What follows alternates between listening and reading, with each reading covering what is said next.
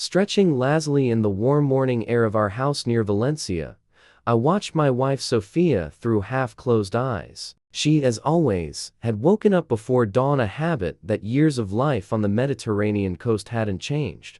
In the dim light, dressed only in a light robe that barely concealed her figure, Sofia rummaged through the wardrobe, choosing an outfit for the day. Every so often she glanced in my direction, apparently to make sure I was still asleep. My sleep was light, and after 20 years of marriage, she probably should have known that.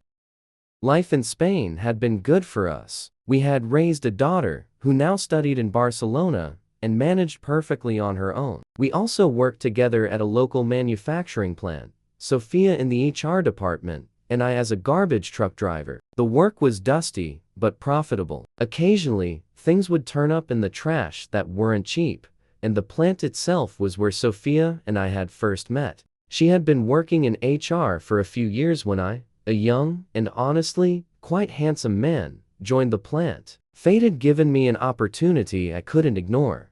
A tanned, graceful beauty with a goddess-like figure. I couldn't take my eyes off her. As she blushed at my compliments while filling out documents, I knew for certain she would be mine. Marco doesn't throw words to the wind, and it wasn't long before I led my chosen one to the town hall and slipped a heavy gold ring onto her delicate finger. Over the years, I never stopped thanking fate for such a wife, gentle in life, but passionate, like a panther when we were alone, a combination that was hard to find.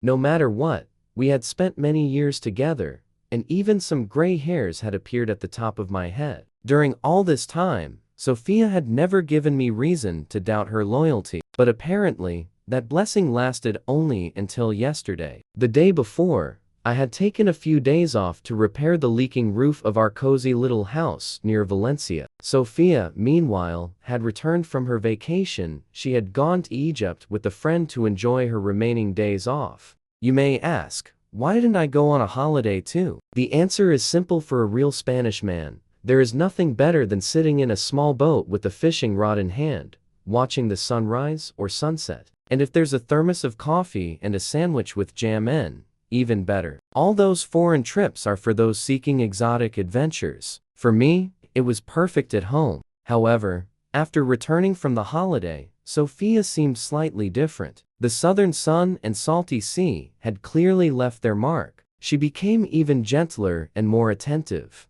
and the sparkle in her eyes was impossible to describe. I could only rejoice at this transformation and hope it would last. But yesterday morning, I sensed something unusual. She slipped out of the house in a surprisingly bold outfit. She had always been reserved in her clothing choices, but that day, a short, elegant dress revealed her strong legs. I pretended to be asleep. She returned about an hour later, glancing back at me as she quickly changed into her usual nightgown and slipped into bed. All day, I debated whether to ask directly where she had gone at such an early hour. In the end, I decided to act like a detective, hoping to catch her in the act. And so, this morning, while I slept, Sofia donned revealing stockings, a tight red skirt, and a crisp white blouse. In this outfit, she looked more like a bold schoolteacher than a devoted wife. Casting one last cautious glance at me, she quietly slipped out the door. Arriving at our cozy house in Valencia,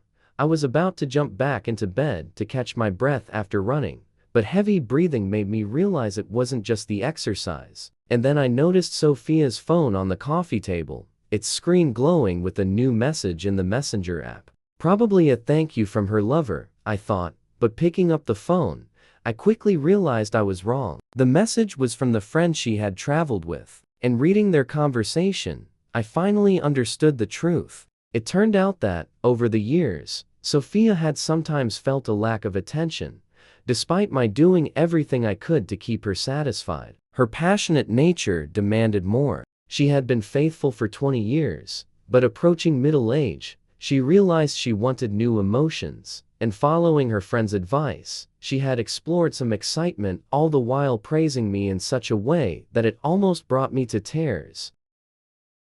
Judge me if you will, but I forgave her immediately. Then the front door creaked. I quickly put the phone back and hid under the covers. A few seconds later, Sofia quietly entered the room.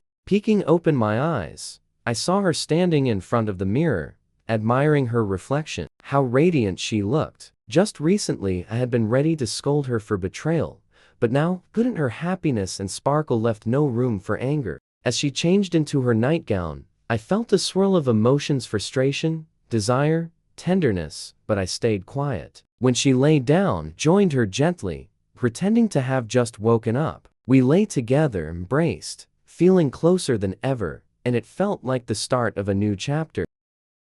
From that day, our life began anew. The little surprises and tensions became memories, reminders that relationships require trust, understanding, and love. Sofia's brief detours were no longer needed, for we had rediscovered each other fully, deeply, and truly.